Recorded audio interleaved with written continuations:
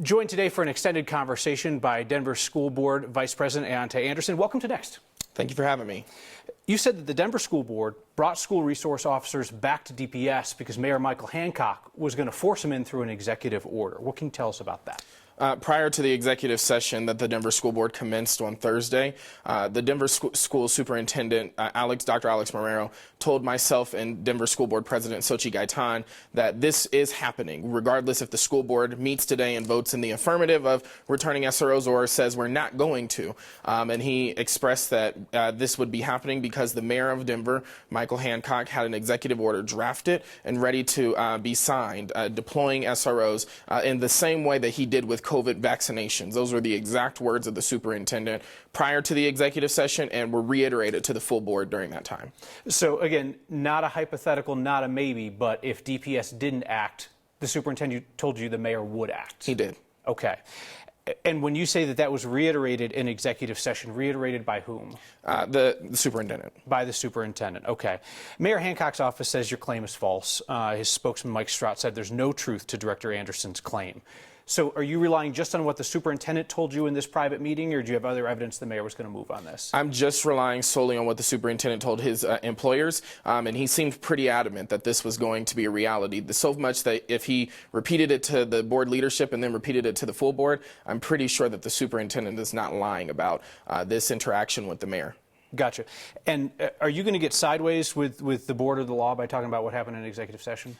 This is the only thing I am able to really disclose into executive session, only because it was told to me prior to the beginning of the executive session. So I can confirm. And as you said, repeated to the full board in executive session by Dr. Marrero. So do you disagree with the decision, or do you just not like how it went down? No, I necessarily don't disagree with the decision. I understand that we need to respond to this moment by parents and students. And look, we've had thousands of emails, or I would say up to about 1,000 emails over the last week of folks asking for school resource officers in wake of the shooting at East High School. And then thereafter, we voted to accept the memorandum to the superintendent. We had families that started reaching out to say that was a reckless decision. So we're hearing from both sides of the issue right now, but I believe that right now this is an opportunity to hopefully bring some calm and begin a long strategic plan to talk about school safety further with the superintendent and the district community. You've been one of the strongest voices against SROs in schools. Have you changed your opinion? I believe that the data supports my beliefs that we can have a positive relationship with law enforcement that's not necessarily inside of our actual school buildings. And right now we've seen through the data that's been provided by the Colorado Department of Education that on average we saw over 400 tickets a year prior to the COVID-19 pandemic being issued to black and brown children, predominantly black and brown children in the Denver public schools. And then thereafter, once we phased out SROs, it wasn't a unanimous vote to remove and then just throw them out. It was actually a phase out. It was, our middle school SROs stopped engaging at the end of the winter semester in 2020, and then our spring 2021, that's when our high school SROs were phased out. And after, in the 2021-2022 school year, we saw only 125 tickets. So the data supports that what we were pushing for was correct. It wasn't supposed to be anti-police, and I think that got misconstrued. However, I've reiterated numerous times to then Chief Paul Pazin and now to Chief Thomas, I look forward to having a relationship with our law enforcement. I just want us to make sure that we don't have only 18 individuals that know how to engage with youth. Every police officer should be trained on how to engage with our young folks in our schools. So you don't believe that you're anti-police? No. So in 2020 social justice protests, you described police officers as mother and said they were all corrupt. Do you still believe that police officers are mother and they're all corrupt? I think that, during the height of the George Floyd movement, we were being able to see that the practice of policing and the way that it was being contributed onto communities of color was something that was a corrupt practice. We've seen time and time again, from Tamir Rice to George Floyd to Sandra Bland, and the list continues to go on, where we've seen unarmed African-American individuals murdered at the hands of law enforcement. That's a corrupt practice. When we talk about the all and the generalization, I think that was meeting in the heat of the moment. And I've, been able to work with law enforcement since the summer of 2020 and be able to create positive relationships. And I really think that we have a remarkable chief in Ron Thomas as our current chief of police. Do SROs prevent violence in schools? I don't necessarily know if they curb violence in our schools entirely, because we've now heard from the chief of police that in both instances of Luis Garcia's tragic murder and in the instance here, that an SRO wouldn't have been preventive in these two issues, because one was on 17th and Esplanade, and two, one was in a practice where it was a district practice, not something where an SRO would have ever been present. And I know this work because I was a district employee for a number of years before serving on the Denver School Board, and I was on the discipline team at North High School.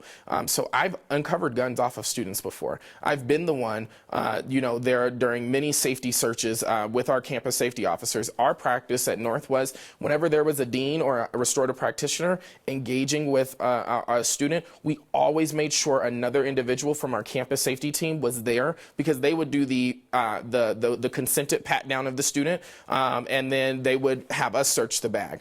And so I'm not sure what happened at East, but I know that at least in our practice, we involved our campus safety team while also involving our disciplinary team, and our school resource officers were never there present to support in those searches whatsoever. When you were doing pat-downs for weapons at North, did anybody teach you how to do that? Were you trained on how to do that? Yeah, so I only searched through the bags. So that the pat-down of the student would be totally safety and security. I would only open the backpack and then give a thumbs up to our safety officer if the student was good to go after they consented. If they did not consent and said, I'm not okay with this today, then we would say, all right, that's fine. We need you to leave.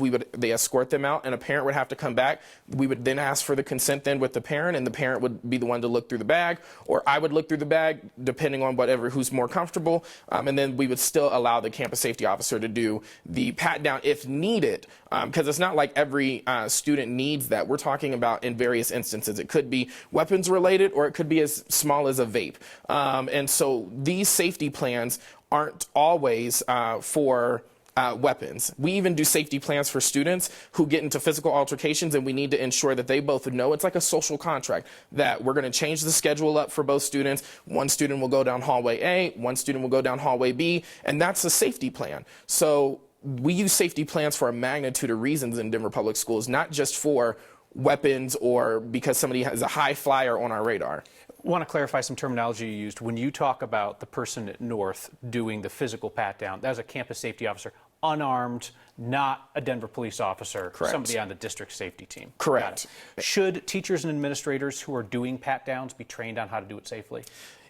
I strongly think that the trained professionals should be our campus safety officers. I actually don't believe that our teachers or our school administrators should be the one going hands-on with our students at any point, unless it is to, one, to deter violence and the immediacy, or two, if there's we see kids get into fights all the time, and sometimes you got to, as an administrator, dean, restorative practitioner, paraprofessional, or an educator, you got to get in there to stop that in the interim until the campus safety officers arrive. They are trained in CPI holding and other mechanisms to stop, physical altercations, but are also trained in how to appropriately do a quick pat down of a student if that's necessary. Not all students, again, require that. And so I would hope that moving forward, we can shift back to the practice, at least that we used at North, was there's two adults present at all times.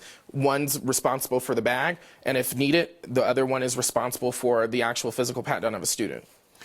Should teachers know if students in their class have previously brought weapons to school or have been accused of violent crime? Should teachers know? I don't necessarily know on this one, only because I want to ensure that we are maintaining a student's privacy. Because we, as I'm speaking as a former disciplinarian, as somebody who's worked in that field, we necessarily didn't tell all their teachers, hey, this is this kid's safety plan. We would give the teachers the high level about a student and just let them know, like, hey, if this student becomes escalated or anything, just immediately call us. But we really wouldn't get into the necessary here's the details of everything that happened, only because we don't want to also have folks have a bias. I wouldn't want any of our educators to feel afraid of any of our students because of a mistake that they may have made outside on the weekend or something that has had implications that roll into school. But we often we'll see individuals utilizing this as a practice to fear our students, and nobody should be afraid of the students in Denver Public Schools. Folks have good days and folks have bad days, but we have to be able to ensure that we're providing a free and fair public education to all. So I take it if teachers shouldn't necessarily know if one of their students has brought a weapon to school or has been accused of a violent crime. You don't think that parents, therefore, should know either if their children's classmates have brought a weapon to school? No, and it gets really down into the federal law around student privacy, FERPA. And so there's that line we have to tread about ensuring that we are maintaining our duty to keep student privacy records private and not disclosing that, and not unintentionally outing students, or, again, the students make mistakes. And we shouldn't judge a student off of a bad day that they've had. And I wouldn't want that student to be outed and then identified or always looked after, and potentially, having any sort of negative interactions with either a parent, a fellow classmate, or a teacher, because that can, lead back into kitchen talk of a parent talking about something with their family, and then a kid goes back to school and says this such and such about this student, and now we're talking about a student that could potentially be bullied or potentially be harassed by other classmates, and we wouldn't necessarily want that. And so I hope that through this dialogue and conversation around school safety, as a community, we can come together and say, hey, let's figure out ways that we can communicate to folks on real imminent safety threats, but also being able to maintain maintain our stance with the law and making sure that we're not violating a student's privacy records. You said that you disavow any call to expel any student who's made a mistake. What if the mistake is shooting somebody and getting charged with attempted murder? I think that first I know what you're referencing. There's more than one, so we can talk about it generally without violating anybody's rights. What if the mistake is shooting somebody and getting charged with attempted murder? I think that's an opportunity for us as a district to ensure and make sure that we have a robust safety plan with those students and that family and those impacted. But I can't say that I believe the expulsion of a student is what we should be doing, or the denying them a free and fair public education, especially because some of these instances that we're talking about are happening outside of our jurisdiction as a school district. And it's not like the school board is getting a list of students and you're sitting there at a meeting and then we're going through all of the files and saying, here are all of our dangerous students. The only student I know about is my sister, who's an East High School student. And so aside from that, I don't know the intricacies of every single student, and I wouldn't even say the superintendent knows every single student because, we are required to provide anybody an education.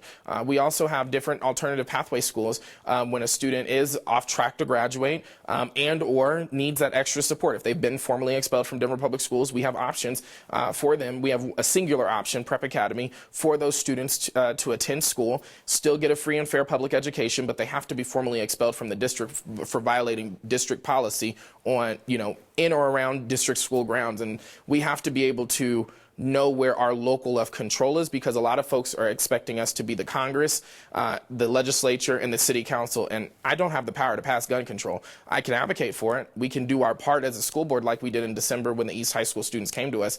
But there's not much I can do aside from saying, hey, here are the options that we make accessible to students, but we can't deny students based off of behavior. We can't deny students an education based off of behavior that occurred outside of our district.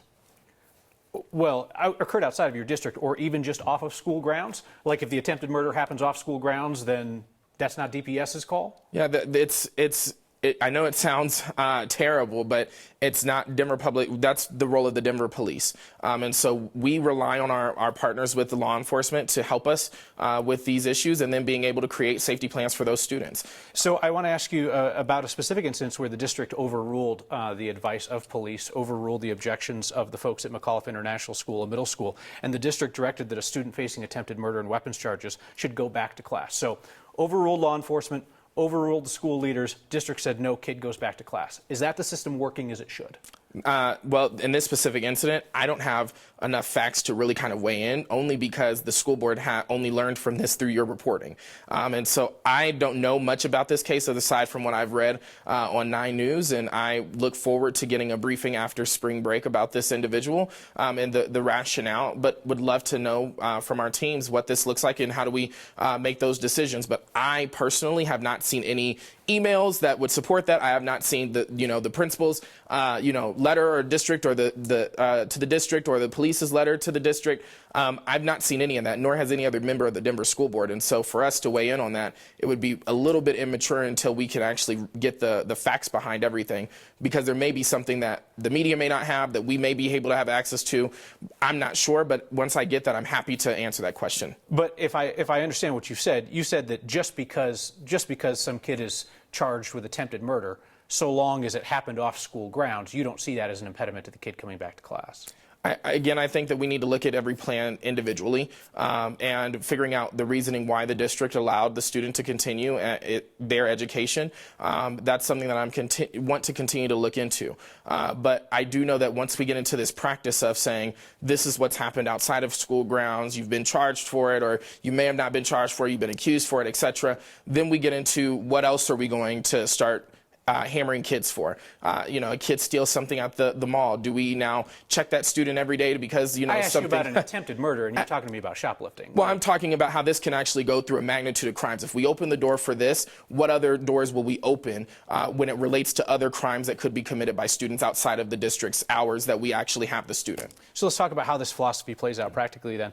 If Austin Lyle had survived, if he hadn't taken his own life, he almost certainly would have been charged with attempted murder for the shooting of the 2 deans at East High School. Would you have supported Austin Lyle coming back to class while he awaits trial for attempted murder?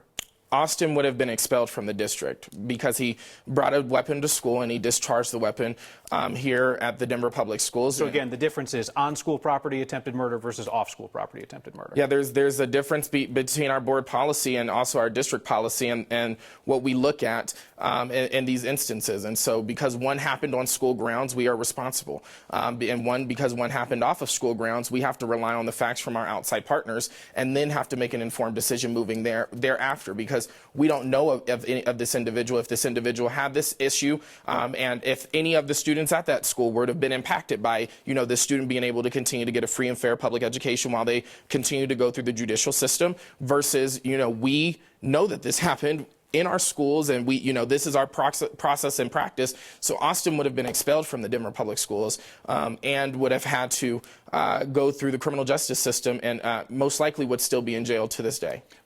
What is your responsibility to protect the other students in class with students who are credibly accused of violent crime?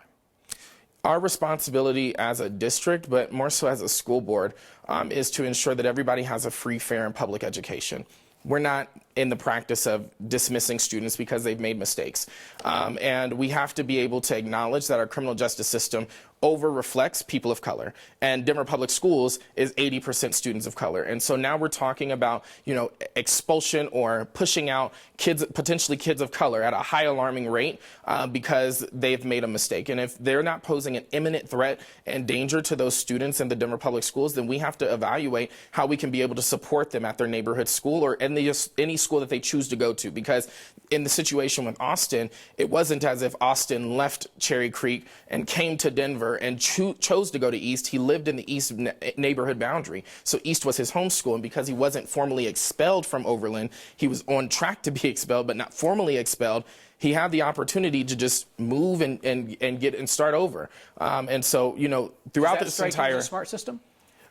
Throughout this entire conversation, I think that, everybody has an access to get a free public education, and that's what we're offering. And so, if you're able to move to the city and county of Denver and enroll in our schools, that is, we allow anybody to come. And we continue to support folks through a variety of ways. But one of the things that I think we often have to talk about that we're not talking about as a community is that suicide is the leading cause of death amongst children.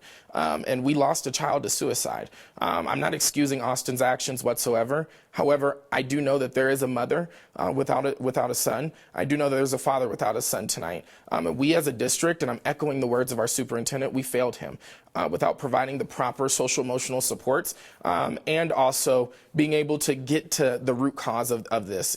I don't think Austin woke up that day and said, I'm going to school to create a harmful environment. I would love to know more so of what was going on outside of the school that we didn't know about, because I've engaged students on numerous occasions working in professional capacities where they have said, you know, the reason why I have brought this gun to school is because I'm not afraid, I'm not going to hurt anybody here. I'm afraid about what happens when I walk from the school door to my home.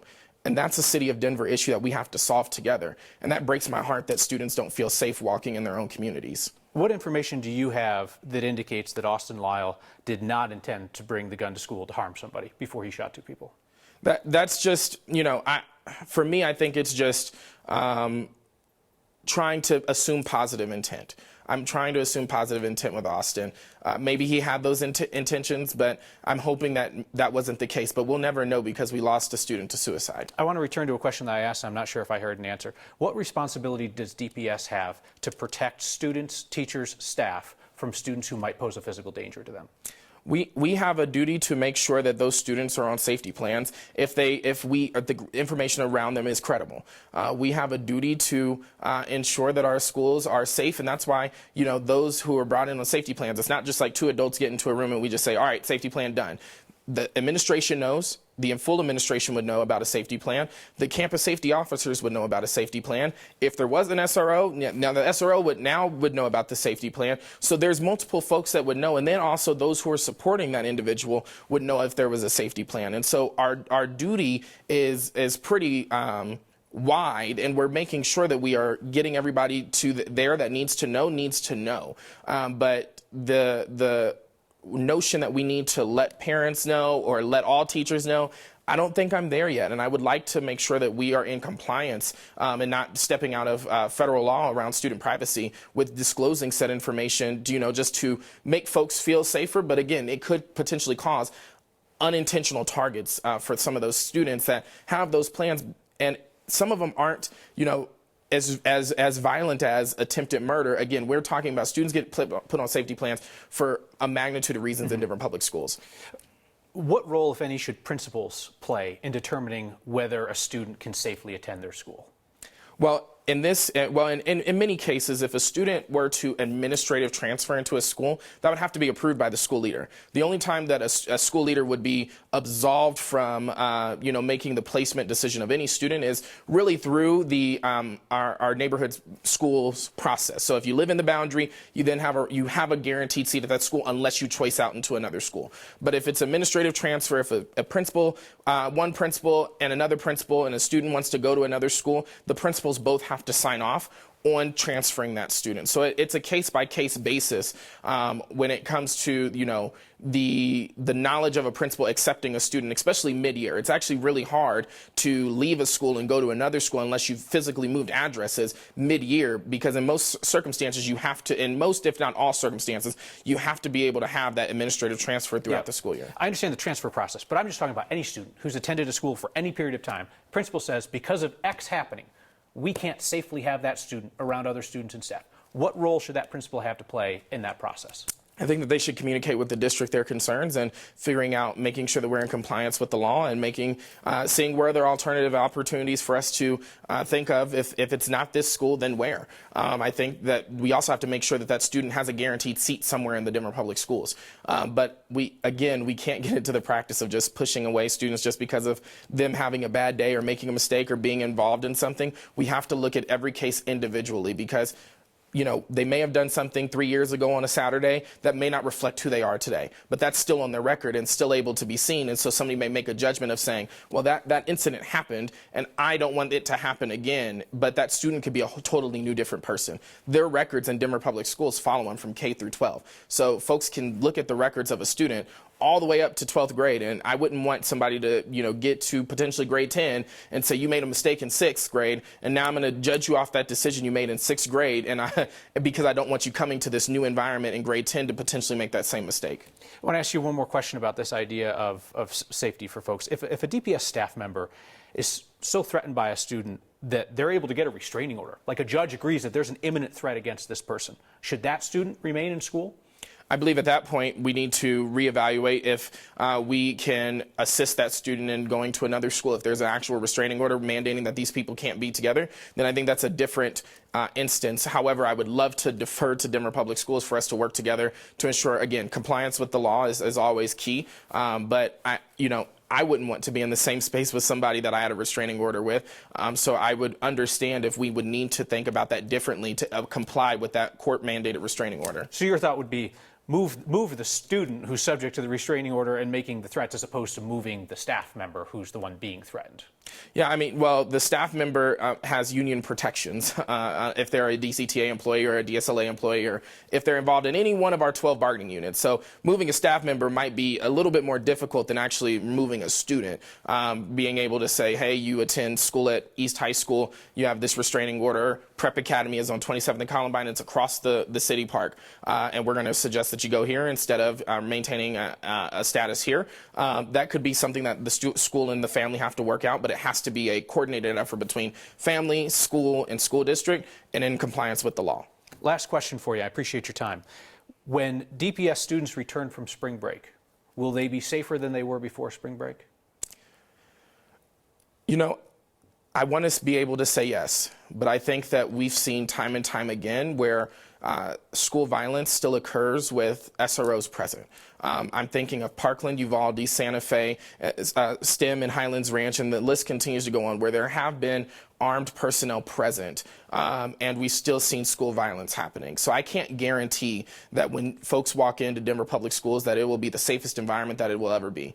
However, I can say that I'm going to be doing my part as a school board member to address these issues. I'm going to be introducing a policy in the next coming weeks to talk about the overcrowding of schools. I think we have some schools that are just way too big, and we need to be able to talk about overcrowding and saying we need to start capping students to be able to address the safety needs. That's one way, and it could also solve declining enrollment. Two, I also want to make sure that we set a district norm about future safety plans and who is supposed to conduct the search of a student, because Denver police have been very clear. We're coming back, but we're still not going to pat down these kids. So we have to make sure that we have a plan in place so that no administrator has to be in the same position as the two at East High School ever again. I know what that means to do it the right way, and I'm hoping that we can take what we did at North and implement it across the district. I felt safe even when I had to uncover, weapons off of students and other dangerous material, but I only felt that way because I knew that I had somebody trained in the room with me that was supporting me during that endeavor. And I want to make sure that every educator and every administrator, when they have to go through those procedures, they have the right for that as well. Auon'tai Anderson, thank you for your time. Appreciate it very much. Thank you.